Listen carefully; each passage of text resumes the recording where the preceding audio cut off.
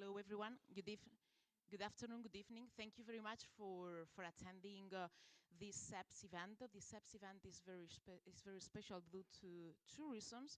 First, and mostly because today the European Commission and the European External Action Service have published its first international digital strategy with the goal to promote a coordinated approach among the different EU agencies and institutions to boost the positioning, influence and capacities of the European Union in cooperation with third countries by leveraging digital technologies and by different means that you can read through the document that has been published just a few hours. And second, because we are very thankful to have here David Ringrose, Head of the Division of Connectivity and Digital Transition at the European External Action Service, and Olivier Princher, a Head of Unit on Policy Outreach and International Affairs at DigiConnect, because they are, among their teams, the two main brains that have set up this international digital strategy. It's not the first time the European Union is pushing forward this effort towards digital diplomacy, the positioning of a framework for the geopolitics of technology policy. In the past, we had in 2022, 2023, the Council conclusions on digital diplomacy, first to agree on a concerted approach towards the challenges posed by new technologies to geopolitics, and in 2023 to agree on concrete priorities. However, I think that this international digital strategy is a paradigm shift because it marks the first strategy as such, which gives us a completely different flavor of the goals, ambition, capacities, and resources, plus the instruments from the European Union institutions. And we are very glad to have you both here, because I know that today has been a very busy day for you with the launch of the public strategy. So we are thankful that you have come here to present this strategy for the first time in a think tank. And I wanted to thank as well my colleagues Andrea Renda and Diana Senchisin, because this has been a work team effort. And Diana has also worked very strongly during these last years on digital diplomacy. So let's start with David and Olivier to have a general overview of the international digital strategy. Thanks a lot, Raquel, and thanks to SEPS for hosting us today. I think it's always very good to have the opportunity to discuss something like this when it comes out, because of course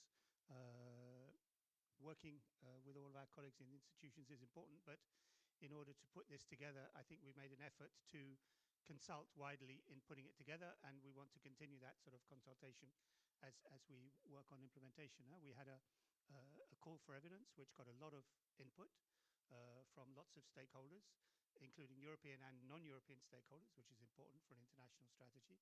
We had quite a few calls with civil society, with businesses and so on like that. And of course, we discussed with the member states and the Council Working Party and so on in order to get as much input as possible. And of course, everything that we've been doing with our partners over the past few years feeds into this. So I think it's really important that we can continue the conversation. I think, as you said, Raquel, we've had international sections to all kinds of documents, to the digital decade, the competitiveness compass, and all types of things. We've had council conclusions from the Foreign Affairs Council and so on. But I think it was very welcome that the European Council asked last year for the first time, as you say, to actually write this down and to have a common approach from the Commission and the High Representative. Rather than do this at the tail end of the last college, we said, well, look, what we're looking for is a map for this mandate. So we've been working on this for a little while, and then once all of the first 100 days initiatives were done, we moved ahead with the strategy. And obviously this is not just DG Connect and the ES, but obviously it involves all of our colleagues across the Commission, because digital is in all of our portfolios, not just the RELEX family, as we say, so DG INPA, NS, the MENA, trade and so on, but in DG GROW, DG RTD, everybody's got an angle on digital internationally, and so it's important to bring that all together, I think. So I think the plan, if this is a plan for the new mandate, it's kind of a why, a what, and a how, if you like. And I think the why, it's very clear. We didn't know this when the European Council asked, but I think the changes in the geopolitical scene, not only resulting from Russia's aggression against Ukraine and all of the consequences of that, but also, of course, the changes in the way the world is working, the need to work with a lot more partners and so on, mean that we need to look at our approach and we need to see where we can build. The what, I mean, if you look at the strategy, you'll see we've made an effort to include not only lots of examples in the text, because of course we're not starting from zero, but there's a lot of things happening in all of these areas. So we've got a lot of examples in the text of things that are going on, but also the how. And I think the how is really important as well, because the how is not just about the Commission and ES, but it's primarily Team Europe. Yeah? And we've seen this increasingly. And I think in the geopolitical situation that we're in, it's becoming more and more obvious to everybody that we really need to focus on Team Europe for delivering all of our objectives, which means working in a more coordinated fashion between the EU and the member states, not just in Brussels, but in third countries. So it means the delegations and all the EU embassies working well together. It means all the work that our colleagues in DG INPA are doing on Global Gateway, working together with the member states, with all of the IFIs and so on. So a really joined up approach. So that's more or less the why, the what, and the how. And I think I'll, before I pass to Olivier, I'll just look at the objectives, because I think it's very important when we have a strategy like this, we're not just talking about what we want to do, but what we're trying to achieve. And I think the first message is very clear, and it's partnerships. This is the top level objective for all of our policy, not just digital right now. We see the amount of work going on to conclude trade agreements, to conclude other agreements. We've got digital trade agreement with Singapore recently. We've got the security and defense partnership with the UK and so on. And I think we're really trying to demonstrate that in the digital area, the EU is a reliable, consistent and predictable partner. And we see that is not just something that we want, but it's something that a lot of our partners are telling us. They want to work more with us in all of these areas. Our digital diplomacy is all about working with these partners. So we've got a lot of what Olivier can talk about in terms of how we're going to be broadening and deepening the partnerships and so on. The second point after partnerships, I think, is security. And obviously for the ES, that's a very important issue, because we see more and more every day in the front page of the newspaper that tech and defense and security are increasingly feeding off each other. It's part of the same supply chains, it's part of the same industrial development and so on. And I mentioned the security and defense partnerships. When we concluded the first one, there was language in there about technology, then there was about cyber, and then the one in the UK, it talks about artificial intelligence. So I think it shows that all our work on security and defense, obviously digital is not the only thing in there, but we really need to make sure when tech is an increasing part of our security and defense policy, and also it means that we can see a lot of the innovation that's going to be coming in the digital space is going to be coming in this area as well. A lot of the money that's going into this space is there as well. So we need to make sure that we've got a clear way forward on all of this, on all of these dual-use goods and so on. So that's an important part of what we're trying to do. And then finally, I think after partnerships and security, I think the global governance part is really important. And we worked a lot in the ES on the Global Digital Compact, for example. And I think we took a very clear message from that process, which is that the EU is seen as well, we want to be seen, and we are seen as a constructive partner in all of this. Making policy in a multilateral forum is a very complicated process, and frequently you're trying to build bridges, and that's what we do pretty well, I think, in New York and in Strasbourg and in Geneva and so on. And we also saw during the whole process of the Global Digital Compact that you have some people who have no interest in a success, like Russia coming at the end of the process with 15 changes 5 minutes before the end on issues that they didn't care about before, but then suddenly become a problem. And it wasn't the EU, but it was Cameroon, it was Mexico, it was the DRC who stood up and said, no, no, no, we don't want any of this last minute rubbish. We want this to go through. We think multilateral solutions are good. We want something in the digital area. This is important for us.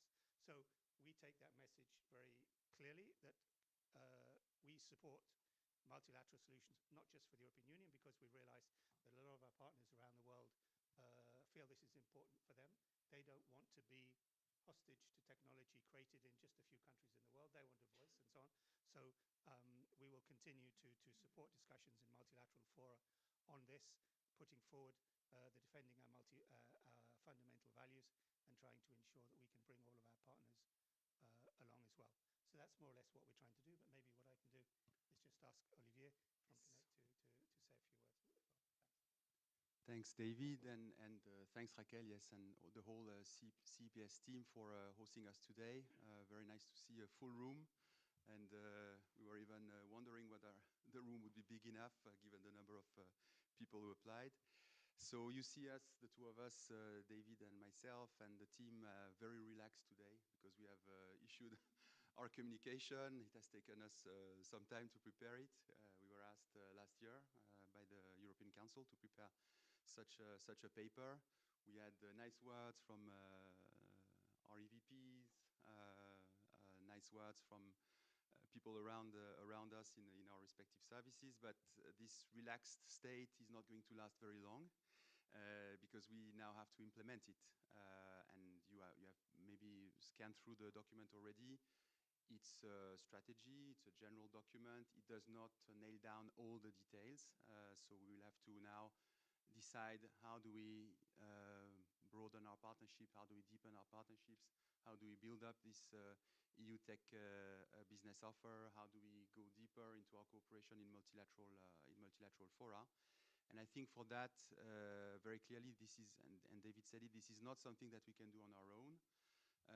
We have to do it as a team EU first, inside the Commission and the EAS.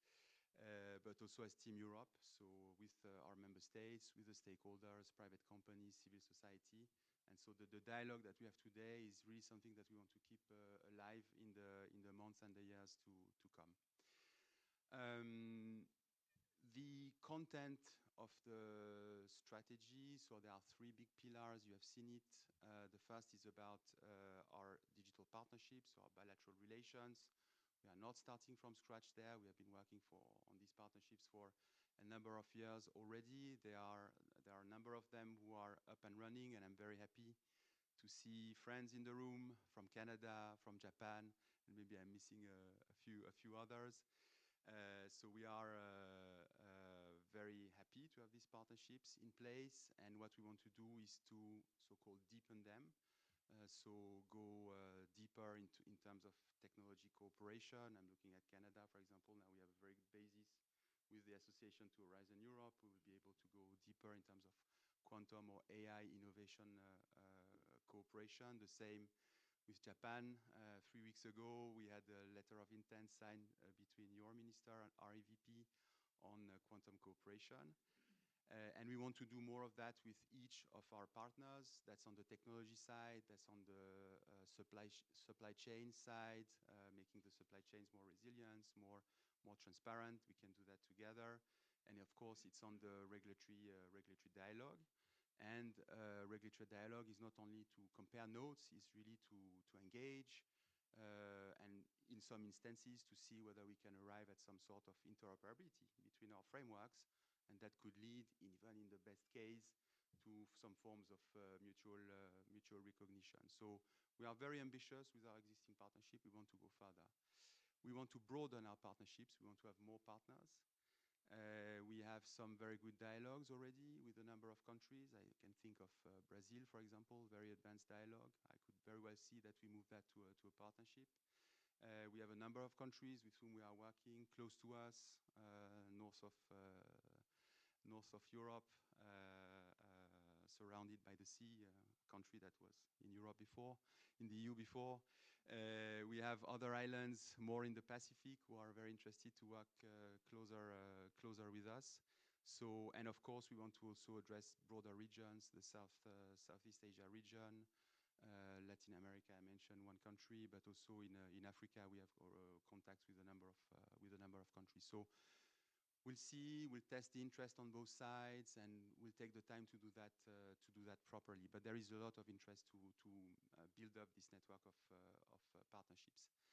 And then we want to network these partnerships because we realize that oftentimes we discuss the same issues, we come up with the same solutions, and there are things we can do very well bilaterally, but there are things also that make sense to discuss with several people around the table. So we want to build a network of our digital partnerships and trade and technology councils to discuss, again, supply chain security, sometimes to do things together on possibly on research and innovation, to discuss regulatory aspects. There are many aspects, and also how to coordinate ourselves in multilateral fora. Very often we are closely aligned with our partners, and we can go together in multilateral discussion, in standardization discussion. So this is the objective of this network, and we have to build it.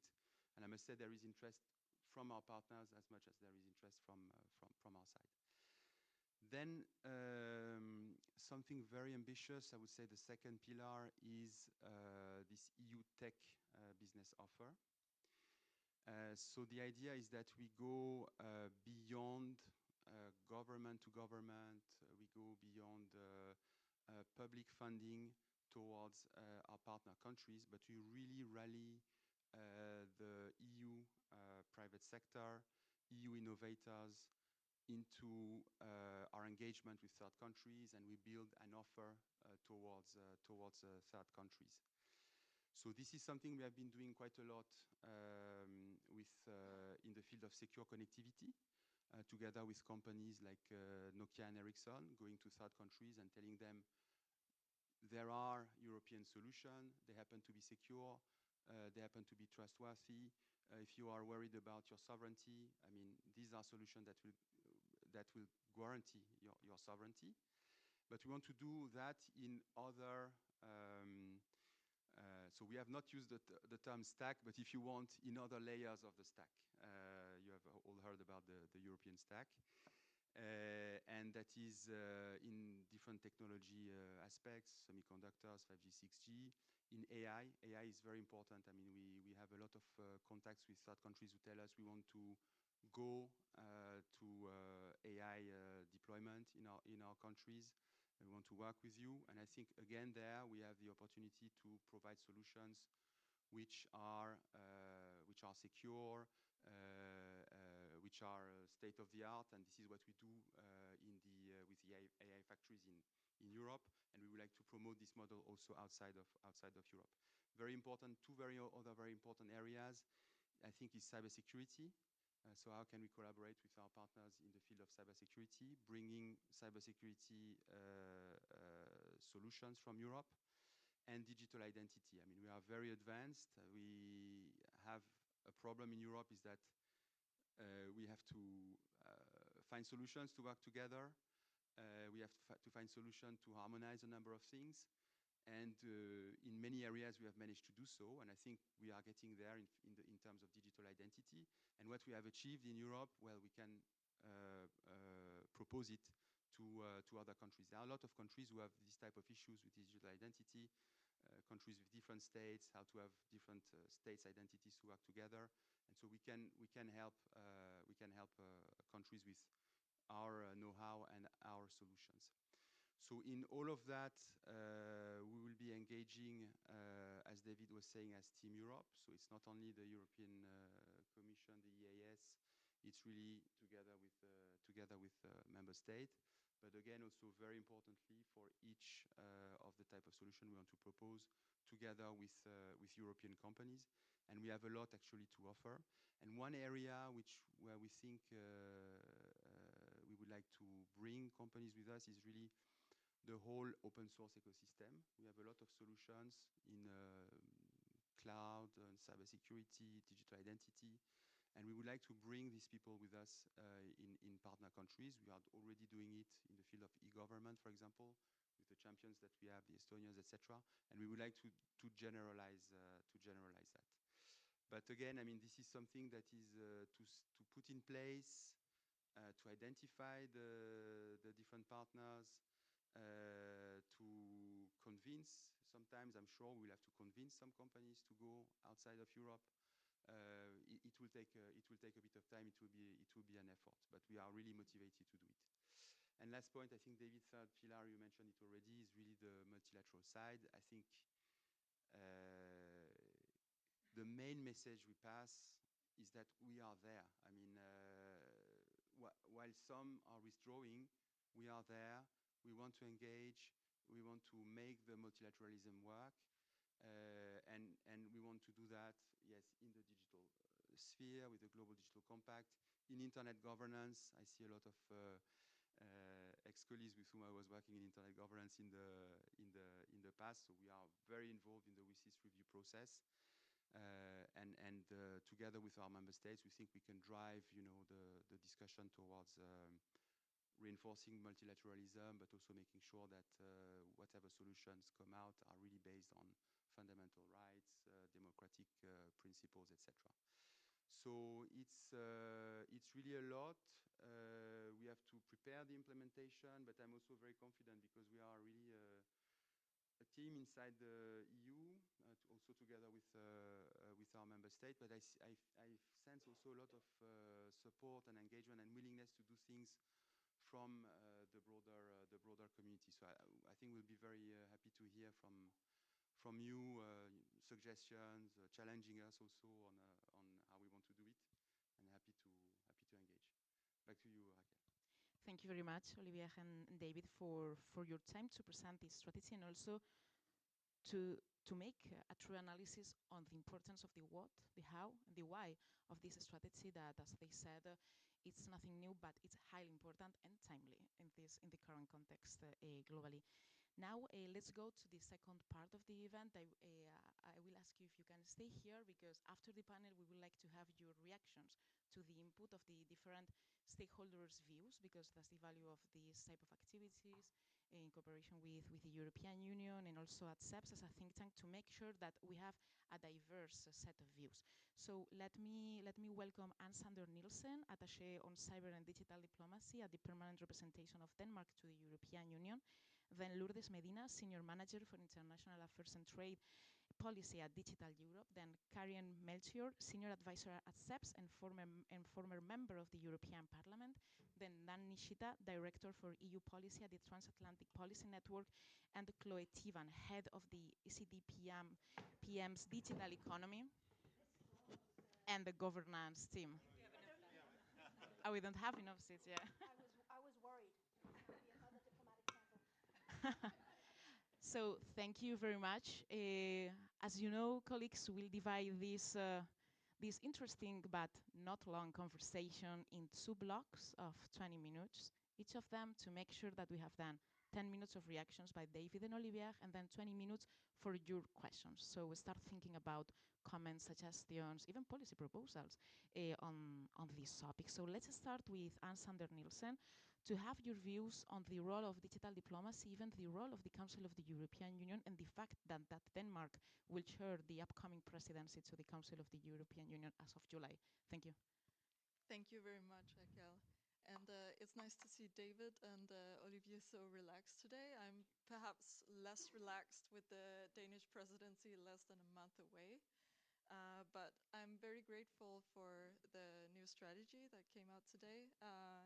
It really builds on what we've achieved over the past few years, taking digital diplomacy from a niche domain to a fully fledged part of foreign policy, or at least that's where we're heading with this. The challenge is now implementation, and this is also where the role of member states and council comes in. So if I reflect over the past few years and the lessons learned, 2 lessons stand out for me. It's that success really depends on coordination, not just between EU institutions, but also among member states. We had council conclusions in 2022 and 2023, and I think this strategy really builds on that. But we need to work structured as Team Europe, with a Team Europe approach, as we like to say in Council. And this is where we can really contribute to, but also benefit from the EU's external digital agenda. Because to cite Abraham Lincoln in this, united we stand, divided we fall. And this also holds for how we treat our external digital affairs. The second lesson learned for me is that we need to be present at the right tables.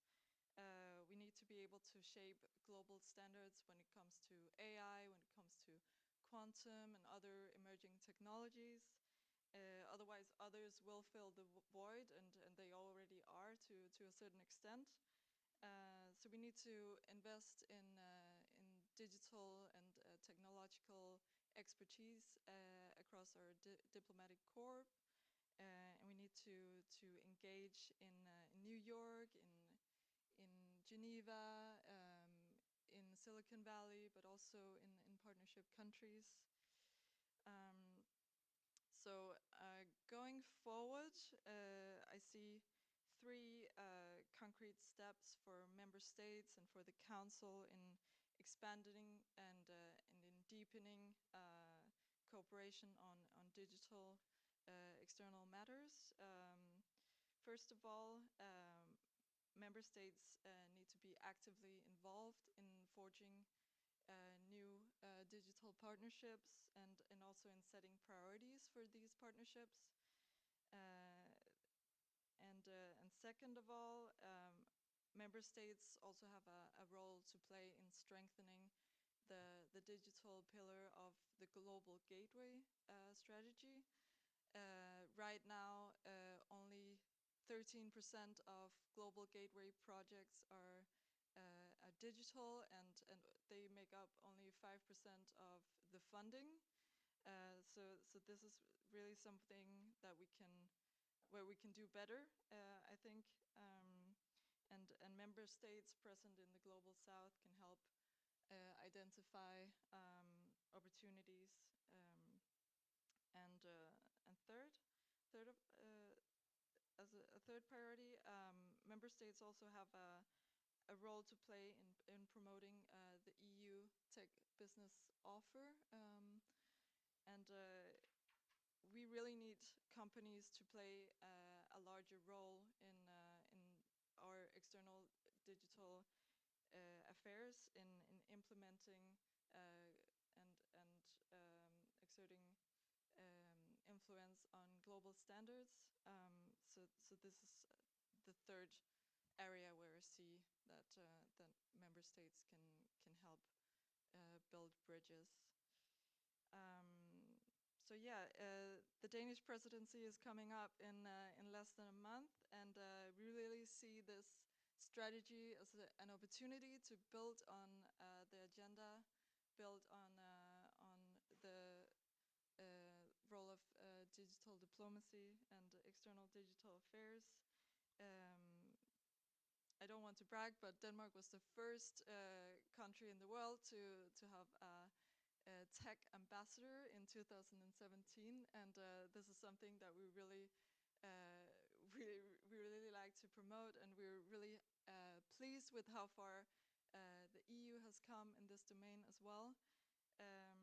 So the main task for me during the Danish presidency will be to build on this and to chart an ambitious course for digital diplomacy and to follow up on what you've done here.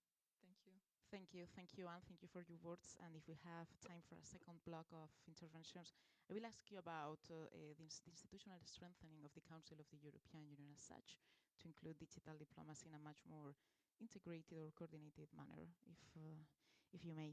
Then let's go with Lourdes Medina from Digital Europe. I think the role of Digital Europe is interesting due to two main reasons. The first one is this proposal by the EU's international digital strategy to launch an EU tech business offer. So which will be your thoughts on the challenges and opportunities to actually implement this from the perspective of a European-wide industry association?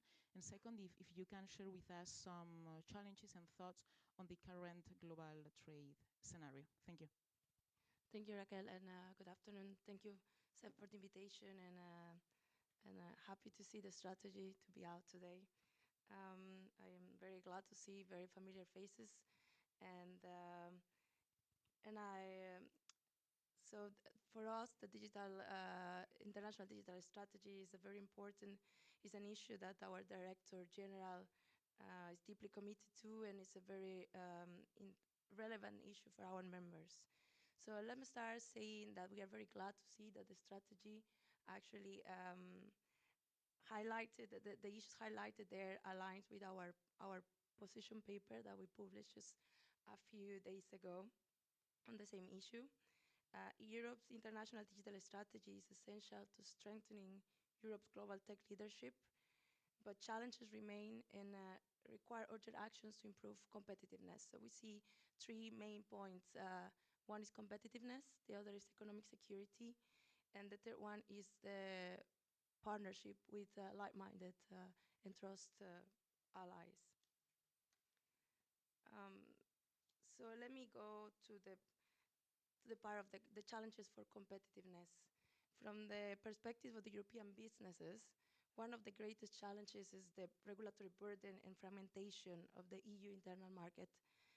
For example, despite of significant research and development, investment in Europe, too often companies commercialize breakthrough abroad where scale-up is easier. So currently only 11% of the world's top technology companies are headquartered in Europe.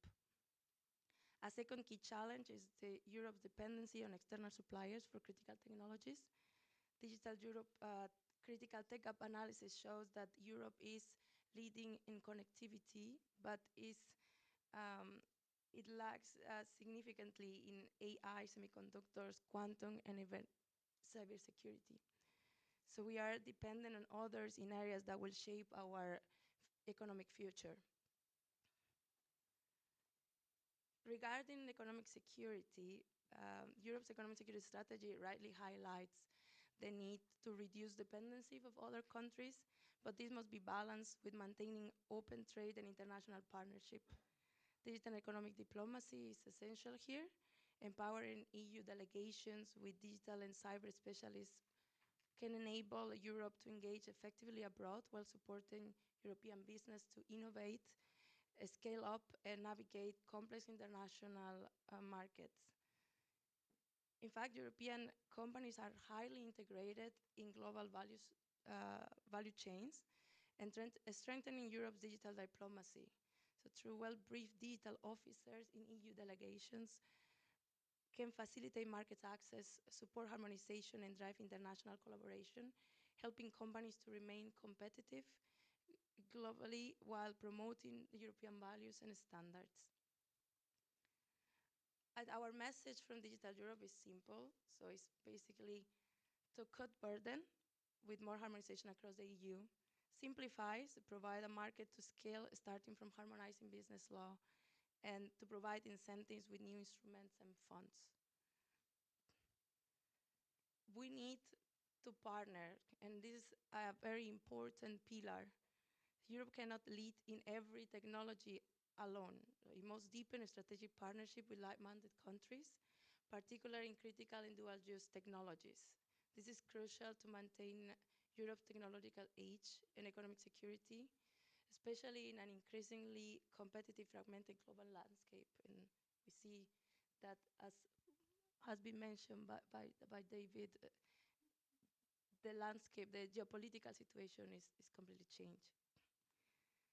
The EU's relationship is a key for Europe's international digital strategy, and we can see that the TTC has delivered important progress on AI, semiconductor supply chain, and cybersecurity, but more structured cooperation is needed, such as through an EU-US critical and dual-use technology transatlantic cooperation that can avoid regulatory fragmentation, support secure supply chain, and promote innovation across key like connectivity, biotech, and quantum. Having said that, US is an important partner for the EU, but it's not the only one. Beyond the US, there is also the G7. So So through the Tech7 collaboration, where Digital Europe is a very active member, demonstrate that alignment on AI government cybersecurity frameworks and export control is essential to foster digital trade and competitiveness. So Europe should work also with those partners to harmonize standards and establish common approaches to emerging technologies, reducing compliance costs in business and ensuring European companies can scale globally. So partners with our trust allies, such as Japan, Canada, and that we have also the examples with Korea, where there have been also pioneers on the digital partnerships, are very important for us. I will stop here. We have some more concrete proposals or solution, but I will keep that for the second Thank part. you. Thank you, Lourdes. You have referred to this idea of finding different partners, and you have also mentioned economic security. If we have time later, or otherwise we can place it to the cocktail reception, it will be interesting to know to what extent the international digital strategy, and this is also a question for Olivier and David, on how this strategy is approaching this threefold perspective of economic security: promote, protect, and partner. We can discuss about it later, but now let's go with Karen Melchior, Senior Advisor at CEPS and former member of the European Parliament, to give us a short overview of the main challenges in terms of maybe the social dimension of the international strategy, disinformation, democratic challenges. Karen? Thank you. Thank you very much. And I think looking at the strategy, one of the things that sort of struck me was on page 1 that digital is core. I think this is a kind of a misconception because everything is digital. It's not just core, it is everything that we do. And we haven't quite understood that everything is digital. We're still talking about digital diplomacy, digital trade agreements, digital as part of something, digital supply chain management. But we need to look at digital as more integral rather than seeing it as an add-on or a specialist subject. And I think we need to also look at partnerships and EU tech business offers in a sort of more open manner, because there is a contradiction between saying we want partnerships and openness and open standards and open source, but at the same time saying how do we get our champions to go out into the world.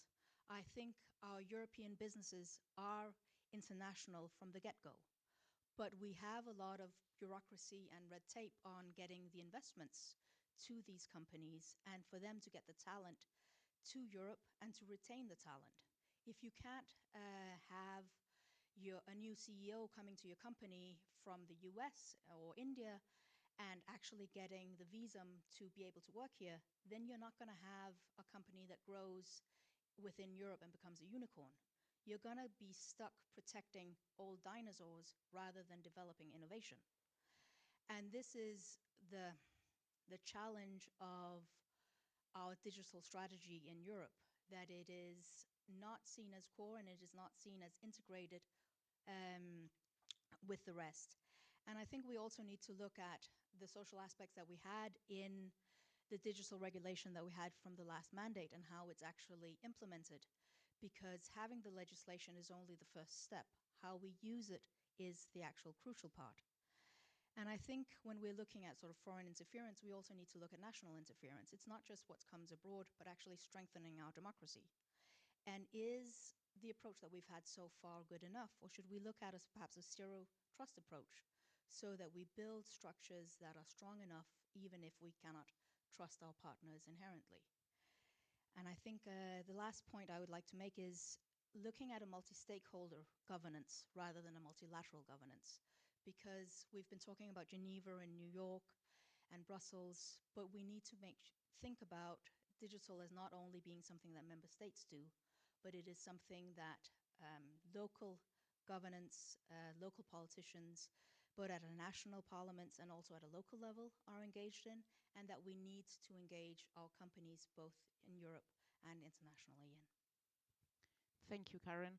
You have raised two very important points. The first is how we can help build and uptake these European tech champions, and also linking to Lourdes' point on we cannot aspire to develop all critical technologies or digital technologies in general within Europe. We need to prioritize and also find the right partners to develop those technologies where maybe we will never be a leader, but rather we can be a good peer or even a good provider of certain services throughout the supply chain where we can have this added value.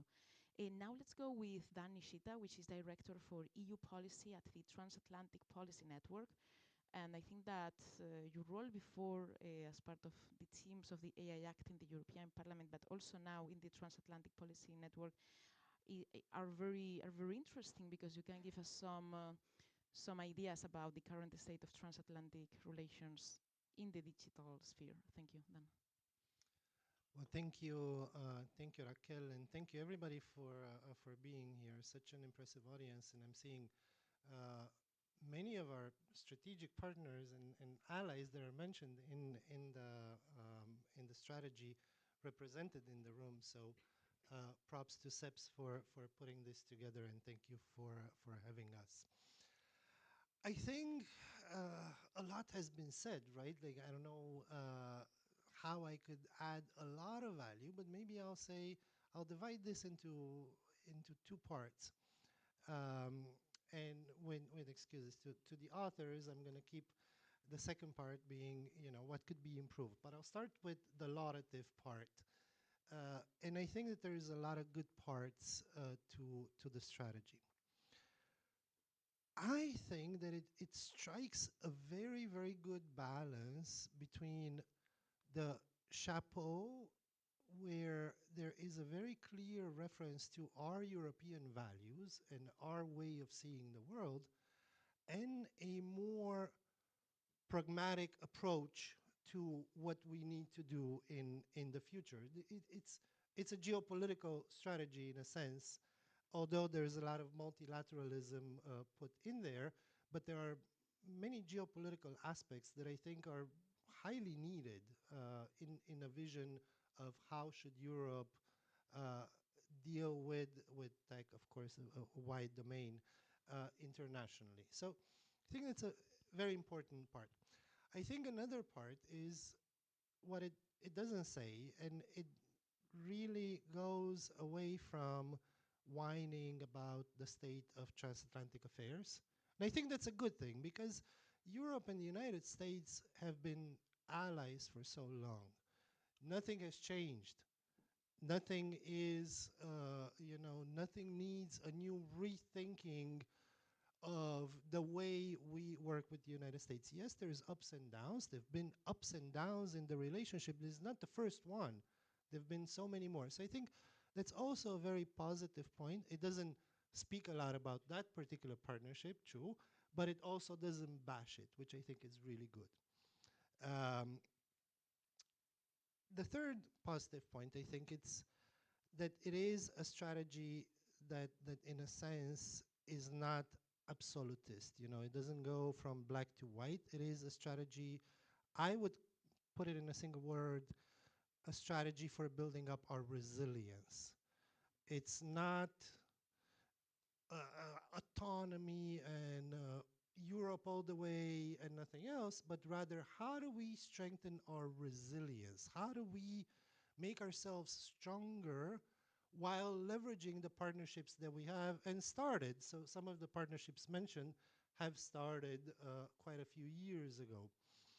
And how do we leverage those? How do we consolidate them? How do we build more? So props for that. And I think I'm trying to add more on the positive side. I think another important part of the strategy is the subtle or not so subtle realization that the authors also mentioned that dual-use technologies and tech and defense are deeply interconnected.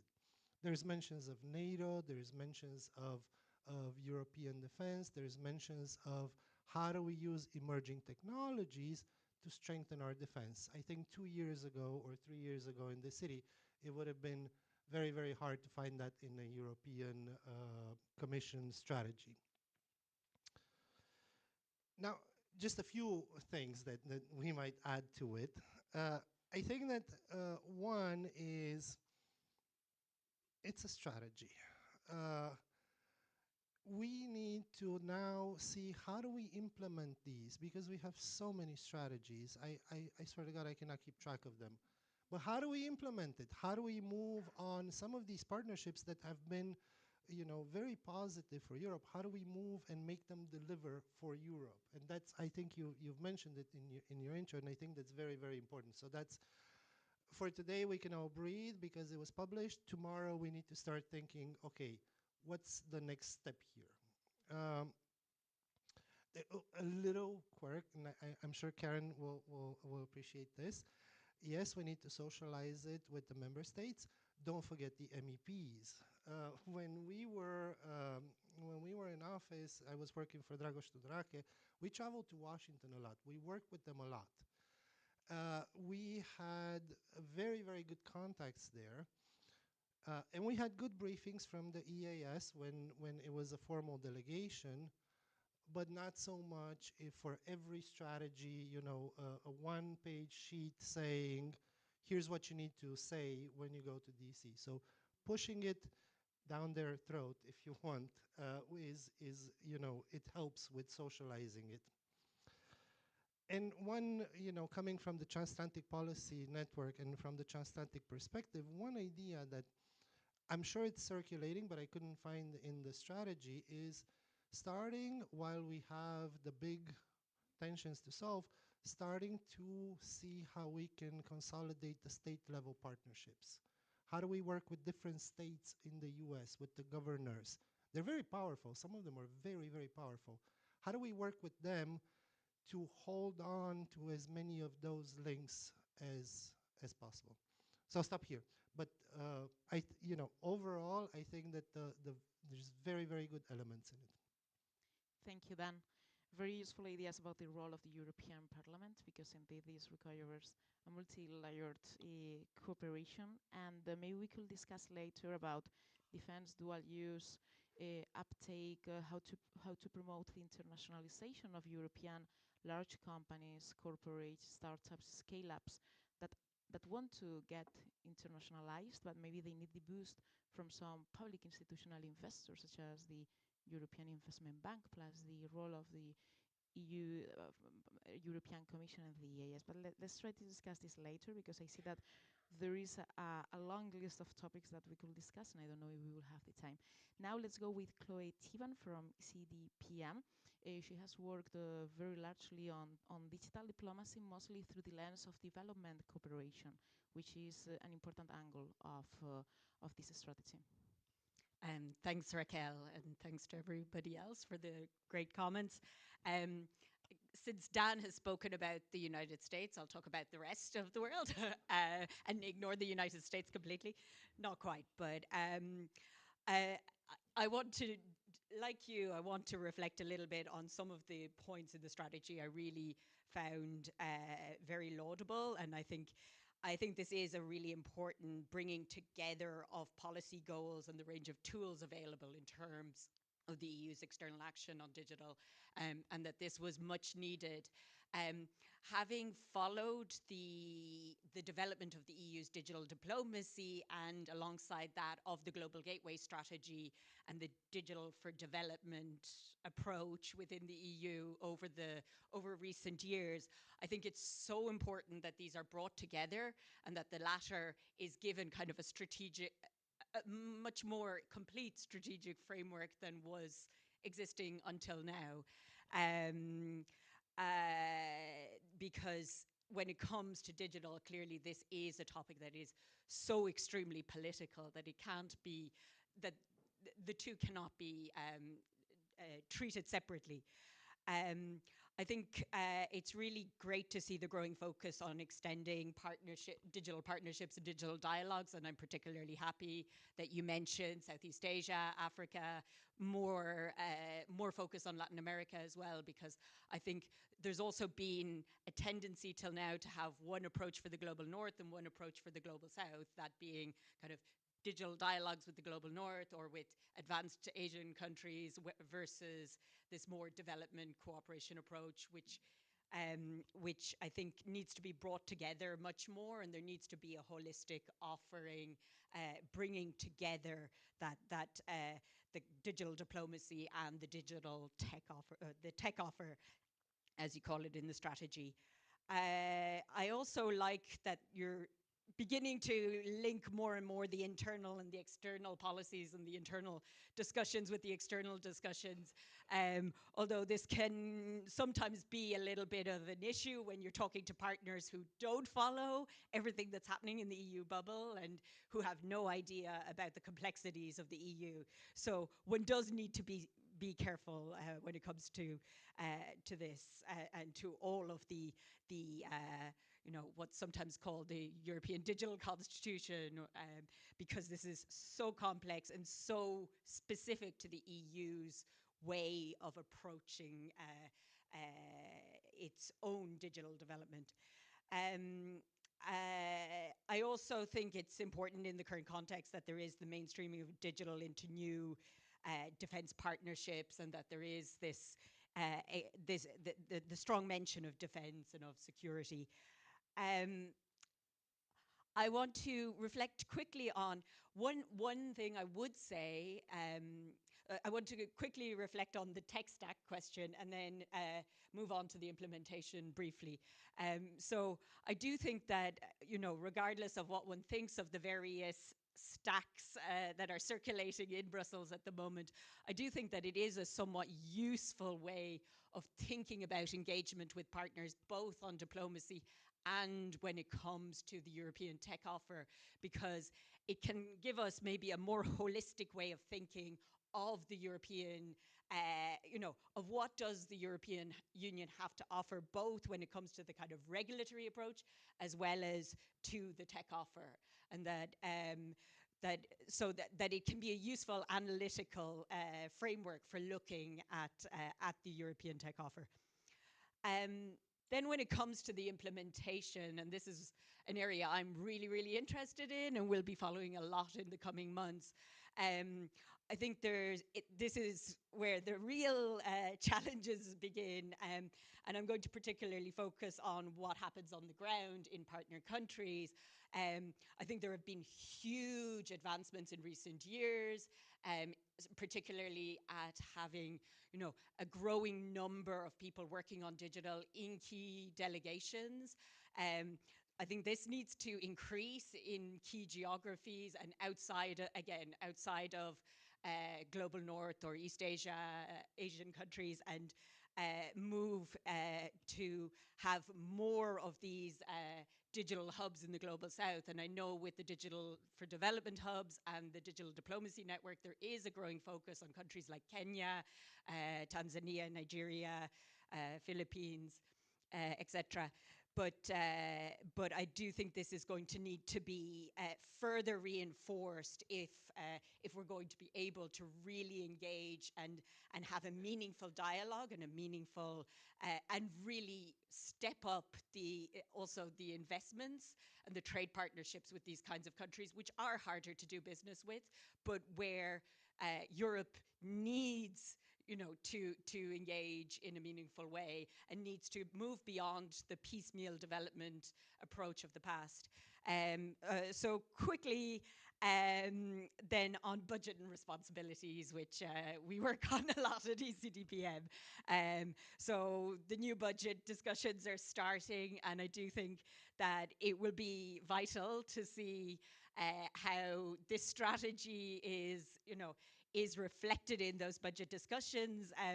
I think, beyond the external action dimension of the budget, there is also, there needs to be a linkage between kind of the competitiveness agenda and the idea of the competitiveness fund, which may or may not actually come to fruition, and the external action budget, particularly in key areas like digital, where the two are so intertwined, and where there's a real need for the kinds of for policy tools that go beyond development aid, and that can also can really complement the existing tools with trade facilitation tools and with more tools that are also maybe in the hands of some of the policy DGs like DG Connect. Yeah, that is everything from my side, but I look forward to the conversation. Excellent, and thank you very much. As we are a bit late in terms of the organization of the panel, we will go directly to the reactions, and then I will raise some questions, and also feel free, all of you, to also raise your hand and make some short, direct suggestions or comments to the speakers. So. Let me, David and Olivia, ask you which are your reactions on these many different thoughts, because we have talked about budget, investment, economic security, the role of member states. For example, you do include some reference to the informal digital hubs and how to coordinate further with member states on a voluntary basis to get closer to specific countries in cooperation with these member states. Thanks a lot, and thanks for all of the points that I took notice of. I think the first thing I wrote down was the phrase, which is a sort of a classic MBA phrase, which is execution eats strategy for breakfast, right? So that's basically our message for today, I guess, is that we've all done a nice paper and so on, but we need to actually ensure that we can do all of this, and I think that's an important point. And dabei zu sein ist alles as well. We've got to try and be being there is everything. That we have to, I think we have to prioritize. The point about delegations is a very good one. I think, there are lots of places where lots of decisions need to be made. I think we're going to need to prioritize. We talked about these informal digital hubs, which is basically an idea of trying to see where we can, we have heads of delegation meet with their colleagues from the member states on a regular basis, and they often talk about the political issues and all this type of thing. We want to make sure that digital issues is on the agenda of these meetings. This is important. In order for that to happen, of course, you need some sort of coordination amongst with the member states, whether it's the trade councillors, economic councillors, whatever, and so on. But also that we can see how we can facilitate that, working with DG INTPA, with the D4D hub, which is in this mechanism we have in Brussels, and how we can ensure that we have this level of coordination and pushing resources as quickly as possible. Not huge investment projects, but the ministry come to the delegation and say, look, we really like your AI Act. Can we have an expert for a few days to come and scope out what we might talk about, and so on like that. We've used these type of tools, for example, in Geneva, where we realized that you have a lot of ambassadors from small countries around the world who are bilateral ambassador to their WTO, also they're covering ITU and so on, and there's them and a driver, and that's it, and they're being asked to take positions on issues related to internet governance and so on. So we said to them, well, look, let's have a regular discussion. We have a network. The delegation in Geneva has a network with a lot of the African ambassadors, and they talk digital and so on. But then we also said, well, look, can we provide some sort of basic briefing materials, internet governance 101, all this type of thing, and just to ensure that when people are deciding on all of these, they're doing so on the basis of an understanding that they don't necessarily get. So I think given the resource constraints, it's not about people, it's about capacity. How we can better use our capacity in the delegations, how we can ensure that the tools we've got are working better. Nobody mentioned using AI. We haven't talked much about that there, but I mean, obviously, the tools that we use are getting better. They're still not good enough, but I think the tools that we use in order to collaborate are going to be important as well. Another reference, there's this great film, Aliens versus Predators, right? And I was thinking of that because somebody said, basically the issue is dinosaurs versus unicorns, and we need to choose a little bit more in the dinosaurs versus unicorns approach. We need to help the unicorns, and I'm thinking back to, it's a dual use point as well, the Paris AI Action Summit in February. One of the big things to come out of that was an agreement signed between Mistral and Helsing, right? So Mistral is a great French open source AI company, and Helsing is a German-based European AI company in the defense sector, I think they call themselves, right? And this is two unicorns coming together from the sector and trying to see how they can work together. So I think this there's also a lot of work that Commissioner Zahareva is doing on scale-ups and startups and so on. I think that is really important there. And this will help. This is not necessarily an international issue, but I think, as we say in the paper, the security and defense partnerships are opportunities for us to learn as well. Obviously, Ukraine, it goes without saying, we have so much to learn in this space from what Ukraine is doing, as well as trying to help them and so on. And avoid whining about the state of transatlantic affairs. I like that. We try to avoid doing that. We used to do that a while ago, but then we grew up. And then I think and I think Chloe's point about moving away from a binary approach, that we have one type of relationship with OECD countries and then one type of relationship with everybody else and so on. And I think that's really important. And it's feasible also because of everything that's been happening in Global Gateway. The Global Gateway is moving away from we design a project, we put it out to tender, and a private company implements it for us. And it's coming to a different way of working, which is basically asking private companies, how can we help? What are you doing? Where are your issues? Where are you investing? Where would you advise us to go and so on? Which is very different for many people who've done it differently. But I think, as Olivier said, we're doing that a lot in the digital space already. There's a lot more of the digital companies that we need to work with. But I think DG INPA, DG NS, and MENA, they're moving towards this service-related approach to the private sector and saying, look, we don't have all the money to solve all of your problems, but what we do have is enormous convening power. If you say, what are the challenges, we can bring together the EIB, we can bring other partners, we can look with the EBRD, we can look with private sector funding, we can see what seed money we can put and so on. This is more difficult, it's more complicated. It's not what all of our cooperation colleagues were trained to do, but I think it's certainly something that we're moving towards, and the digital sector is the first of that, but of course it applies to all of the other areas of Global Gateway too. Huh? So if we could wind the clock back 24 hours, I'd make quite a few changes to the text on the basis of this. So thanks very much for all of that. Yeah. You shouldn't say that, David.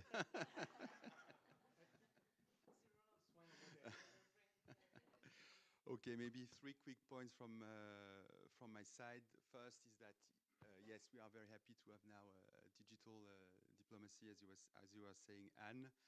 I think digital policies have become mainstream, and logically, after some time, it has also become mainstream in the diplomatic sphere. And now we have to make it work. I mean, go beyond the word. And I think to reply to Karen, that it is still important to have a digital strategy, an international digital strategy, because otherwise you will see people dealing with AI in agriculture going in one direction, in AI in energy going in another direction. So I think we need also to have someone who will be the steward of all of that. But of course, we cannot do that on our own. I mean, we want to do it together with the concerned colleagues and services and companies. So I think that will be the approach. Second point is what you mentioned, Raquel, on and I think Chloe also, you mentioned the link between internal and external. Yes, that was very important for us. I mean, we really started saying, okay, we have done a lot internally. Now, what do we do externally? We have the competitiveness compass, protect you strategy. We have a number of instruments on the defense side. How do we turn that into an external strategy in the digital field? And at the core of that really is the idea that we don't do things on our own. So we really want to work with our partners. We are not going to develop technologies in the field of AI, in the field of quantum. We have mentioned all these different fields on our own. We need to work with our partners to be innovative, to deploy the technologies, to deploy them also in third countries. And this is really where the strategy stands in relation to the economic security strategy. It's really the partner angle of the economic security strategy. And third point, we'll need a lot of capacity to do that, and I agree that we'll need capacity in EU delegations. I mean, this is not something that we can do from Brussels or that we can do from European capitals. We'll need people who know about the local conditions, who know about the digital markets to drive the implementation of the strategy. So I think we have a challenge there to make sure that resources are there and that we establish a good collaboration, especially with the member states, because who has resources in third countries? It's more you, the member states. So we really need to work together on that. And so yes, we are discussing the next MFF internally for the moment. We'll discuss with the member states very, very soon. And we will be bringing the strategy in those discussions. So it's important that beyond the work strands, the strategic elements, we also have the budget behind it. And that will be part of that will definitely be part of the conversation. The architecture we will see, but definitely there needs to be a strong external angle to our competitiveness slash digital funding. I'll leave it at that. Thank you for your honesty and reactions. And I wanted to, while we wait for some attendees maybe to raise their hand and ask some questions, I would like to ask you, to you all, David Olivier, but also all colleagues, about the annex that has been published jointly with the strategy. There is an almost 10-page list of concrete initiatives, and I would like to ask you about some concrete issues we have not addressed, such as the case of enlargement policy and the impact that enlargement plus the upcoming MFF and the important dedication of budget for the external action will have. Which are your thoughts about the potential impact of enlarging the European Union towards new countries such as Ukraine, Moldova, Georgia, etc.? The impact in terms of the budgetary distribution of the money throughout EU member states and the impact that this can have in the international digital strategies implementation, if I may ask. If not, I can ask other types of questions as well. Thanks. So briefly, I mean, it's a priority. You have heard the speeches of our president. It's really a priority and enlargement. And I think with Ukraine facility and other instruments, you have seen that we put money where our mouth is. And I think this is here to stay. So in the next MFF, you will see a budgetary commitment in line with the priority to have these countries joining the EU. It's true, it's a bit different to engage with enlargement countries because they are adopting our framework. And this is the basis for the cooperation. And I think at this point in time, we're having very good progress in the field of digital. We have, not to be too technical, but we have chapters, we have a digital chapter, and with a number of these countries, we are closing the digital chapter, meaning that they have adopted our laws.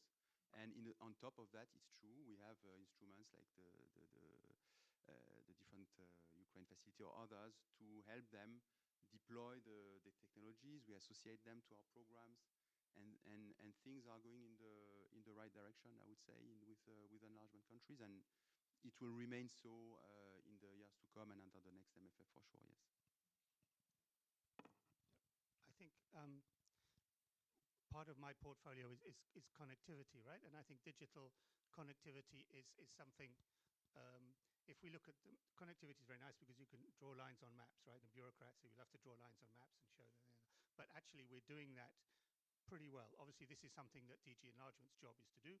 Enlargement is about connectivity, physically, and so on. But if you look at where we're investing a lot, if you look at the Bella cable, for example, going from Europe to Latin America and now moving upwards and now becoming a sort of a channel for possible future work on high-performance computing, for example, because we've got the capacity to exchange on data. Then you look at the Medusa cable, which is now planned and should be finishing relatively soon, going 7,000 kilometers up and down the Mediterranean, joining the two shores of the Mediterranean. If you look at the Blue Raman cable, which is going sort of from Italy down through the Red Sea all the way to India and so on, we're looking at cable connection through the Black Sea as part of the Black Sea strategy, complemented by satellite connectivity in Central Asia and so on. You can see there that the enlargement process itself reflects geography and the digital connectivity that we're following, the relations that we have with Egypt, with Morocco, and so on. That all of this, it's not, it's not a zero-sum game. Oh, when we spend money on them, then like that. I mean, this is all a very strategically developing process, I think, along with all the other connectivity with the energy sector, for example. And obviously it goes quite closely together, energy cables, fiber optic cables, and so on. So I think this, to look at the wider European picture, if you like, beyond the immediate enlargement, you can see that the digital sector, the secure connectivity and so on, is developing our capacity outwards and developing the potential for all of our partners to work with us. And obviously some of the other projects that are in the list, like Arctic connectivity as well, we're looking at the cables in the Philippines and so on. We're looking in a relatively short space of time to a huge expansion in our connectivity through data with all of our partners. And of course, these cables, we don't view them as just a dumb piece of infrastructure. These cables carry content, and part of this content is values. Whether it's the GDPR that goes all the way down the cable from Portugal to Brazil, whether it's the work that we're doing on data protection with our partners in North Africa as well. I think you can see that this is the digital connectivity that we're developing is something that is there to stay, that is going to be adding value for all of our neighbors and all of our partners and so on. And it's looking good. It's looking good. So I think if you watch all of that space and you watch the lines growing out on the map, you'll see that we're going hopefully in the right direction as fast as possible. We hope so, yeah. Let me ask one question, and please start raising your hand. I would like to ask you, also the other colleagues, about because some of you have referred to the institutional strengthening of the different EU's agencies, institutions, to boost the implementation of this strategy. Dan has referred to the role of the European Parliament, and Denmark will chair the presidency of the Council of the European Union. And we have seen that, for example, in the Council of the European Union, digital diplomacy so far has been mostly covered either through the Cyber Working Party or the Telecom Working Party, depending on each presidency and the topic as well. And in the case of the European Parliament, there are delegations going not only to the US, also to other countries, to install as well this interparliamentary trust, which is as well important because at the very end, it is up to the European Parliament and also to some national parliaments to agree on concrete deliverables. So I would like to ask you, not only to Anne and Dan, but also to the rest of colleagues, which are your very brief thoughts on the institutional strengthening? Thank you for the question, Raquel. You're right that digital diplomacy has made quite a journey since the start and since the first council conclusions in 2022. It was born in the foreign policy pillar, has moved to the Cyber Working Party, and now I think we've found a good home, at least for now, in the Telco Working Party, where we have experts, sectoral experts that deal with internal digital matters, sitting side by side with diplomats like myself. And I think this is a good solution on how to deal with these topics. One thing that we've emphasized from the Danish side is that digital diplomacy needs to be discussed when it goes to the higher level. It needs to be discussed by foreign ministers at the Foreign Affairs Council, and I think we've also found a solution to that. So yeah, I think it's found a home for now.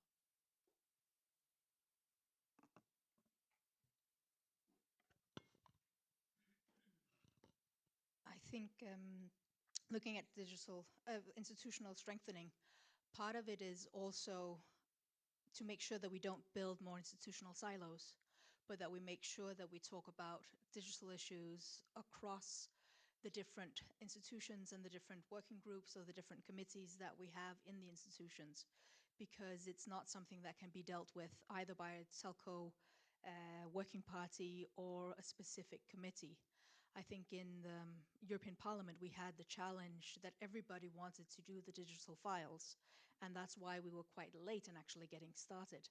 So I think more collaboration and more dialogue and listening to each other is actually more important than more money, but getting people to break down the silos is more of a challenge. I'm hesitant because I don't think that there is a silver bullet for this. I think that everyone in every role that I've met when I was in the institutions is really trying their best. I think it's something with the way the powers between the institutions are distributed, and with the way that we as the European Union do foreign policy, right? And the fact that we don't have that much strength in speaking with a Europe voice on the international stage, right? So there it goes back to the member states and to council and thinking, okay, beyond bilateral diplomacy, how can we strengthen the European leg of our diplomacy, right? Reinforcing basically the national level. But that is a discussion for ages, right? I think it's always been there, right?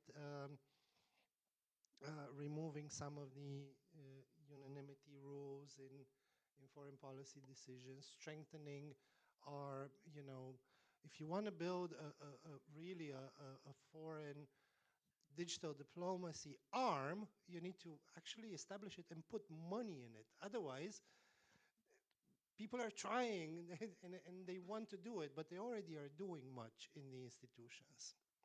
So I don't think there is a solution, but I'm hopeful that we are going in that direction in a sense. I think that there's been some realizations after the COVID crisis, after the Russian invasion, energy crisis that ensued. I think that we're in a new paradigm, but it's got to come together with money, with some thinking from the member states on how that's also beneficial to them, and then take it from there.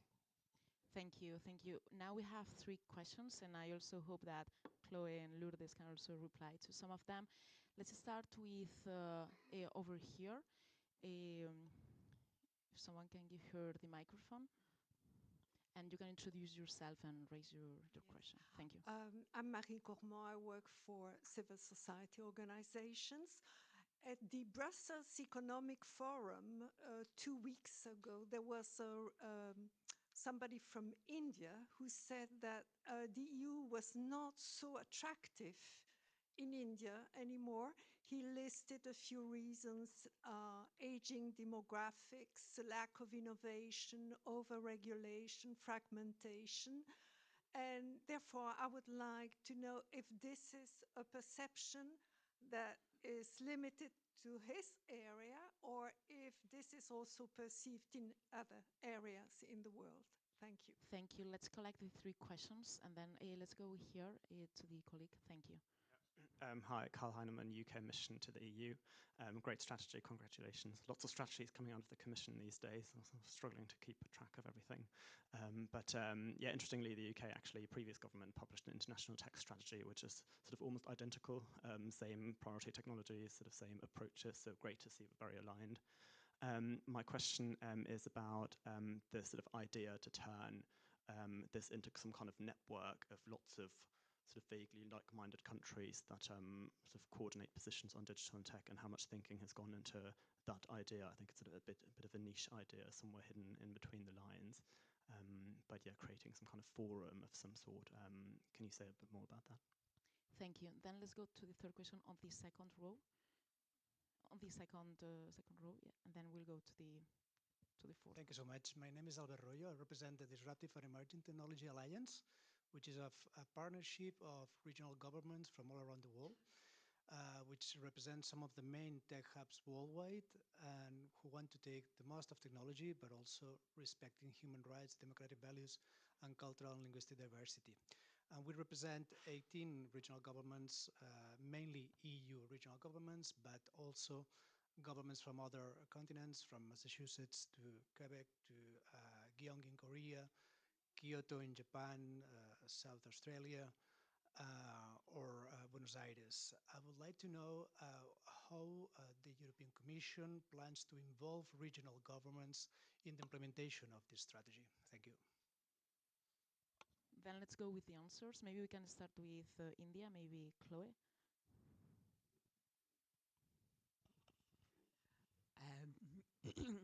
I think it depends who you talk to in any partner country. I was in India last month, and you get very different reactions from different people in India. I think there is a new energy in the EU-India partnership at the moment, because whilst the Indians are quite engaged with the US and quite optimistic compared to the Europeans, there is a sense that they need to hedge their bets as well. And they just signed a deal with the UK, and they're keen on improving the relationship with the EU as well.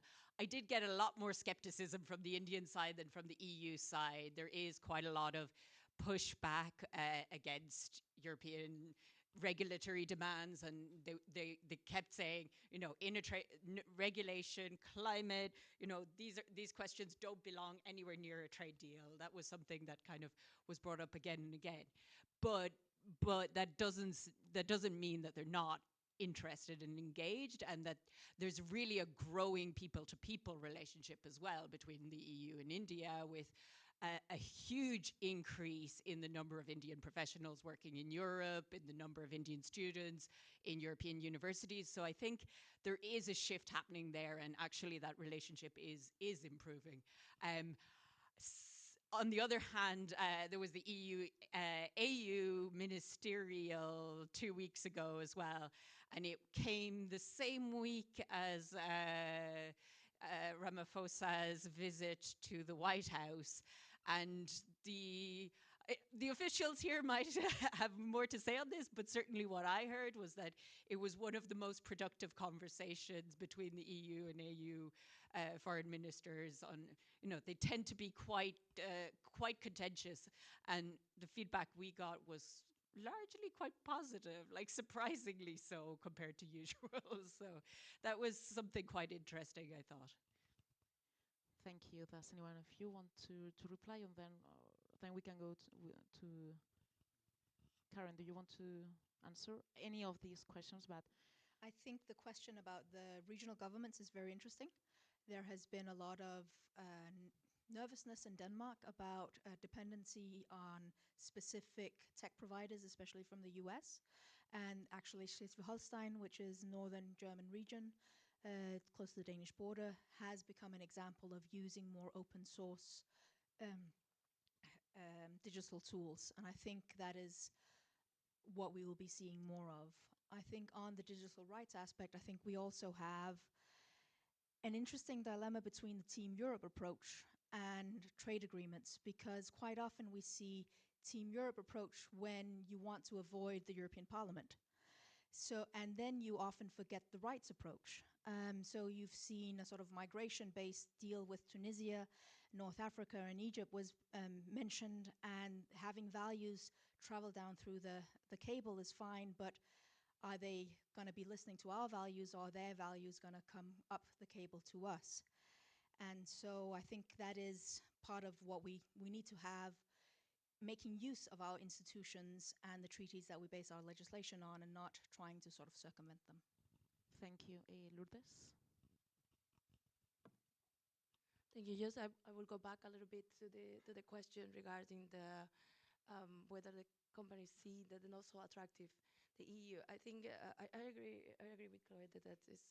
I think it depends with whom do you talk, but I think one of the points that is to addressing the certain fragmentation there is in the internal market. I think the strength in the EU is the internal market, and allowing to the companies to be able to scale up in Europe. So if we can address the fragmentation, that will continue making the EU attractive for companies, not only the EU to stay, but also to foreign companies to invest in the EU. And I think I'm happy to see that this part is addressed somehow in the strategy. I think it's very important, especially in the geopolitical situation that we are living, and also the trade relations that are shifting.